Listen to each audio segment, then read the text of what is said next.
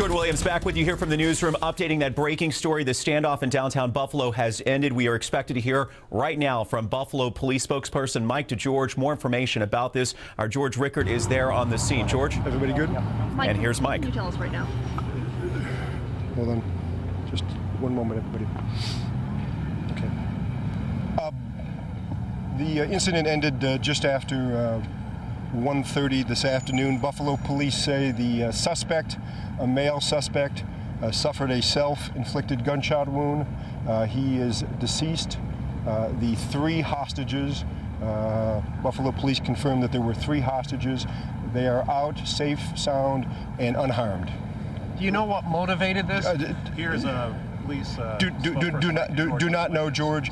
I believe that the individual, the suspect, was described by police throughout the ordeal as distraught, and I'll leave it at that. Do you know the relationship between the suspect and any one of those three hostages? I don't know right now. We will provide a further update in about a half an hour and 45 minutes. I just want to again report that the situation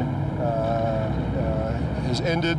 The male suspect suffered a self-inflicted gunshot wound. He is deceased, and the three suspects are out, unharmed and safe. Was it before or after that you were able to get the three out? Brian, I just don't know. How did Buffalo police, in your opinion, respond to this today?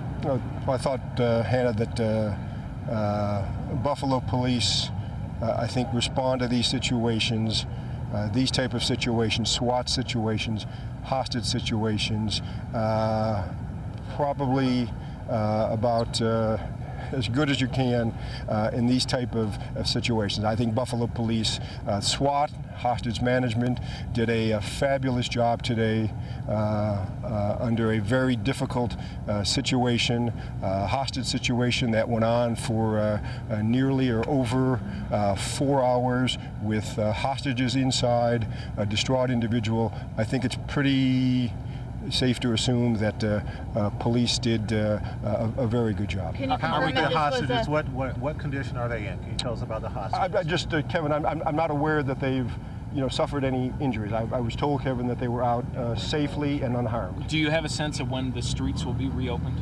I don't, Brian. My sense is in a little bit of time. I can't give you a time right now. Mike, can you elaborate at all about why police went in at that moment? They were staked out there for quite some time. I just don't know. I mean, obviously, Heather, you have SWAT and hostage management. There are negotiations that taking place. At some point, they would make that decision. Can you confirm that this was beginning as an attempted robbery? I mean, why the pawn shop? Hannah, I'm unaware of that. Again, I will just say that the indications are and were it was that the male suspect was distraught. I'm going to leave it at that right now. We will provide a further update in a little bit of time with one of our lieutenants, and just stay put, and we'll have something in a little bit. Thanks, everybody. Thank you. Mike, thank you. So there you have it, Jordan. The gunman, after a 4-hour standoff, the gunman turned the gun on himself, killed himself. All three hostages, employees of the pawn shop, were released safely. Back to you. All right, George Rickard for us live in downtown Buffalo as we hear those sirens. Still a lot of police down there, and you heard the police spokesperson Mike DeGeorge saying that the roads are still closed. George, you can see that as well behind you, no doubt. Yeah, exactly. They're actually starting to clean it up a little bit. The streets are still closed the same way, but the SWAT truck left about 5 minutes ago. The main SWAT team itself left. They're going to keep the immediate area blocked off. In fact, they put a new ribbon up. I think what that means is that Oak Street will open in a matter of minutes if it's not open already. So Oak Street is reopening as we speak. They're going to keep Broadway closed between Oak and Ellicott, and that appears to be the only street that will be closed as they put up that new crime tape.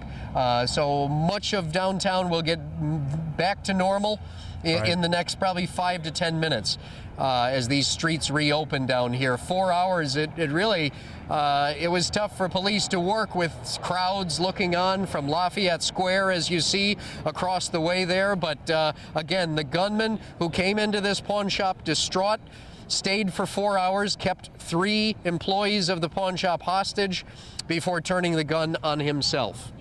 And George, we're going to let you continue to gather information. We're expecting more information from police throughout the afternoon. George Rickard for us live in downtown Buffalo. We'll leave you with these pictures and let you know we're going to keep posting updates on WIVB.com. We have several teams of News 4 reporters in addition to George who are all downtown. Joe Malillo, Emily Gugamas working this story as well. And we will have comprehensive team coverage from them tonight on News 4 at 5 and 6. For now, I'm Jordan Williams in the newsroom. We're going to send you back to our regular programming.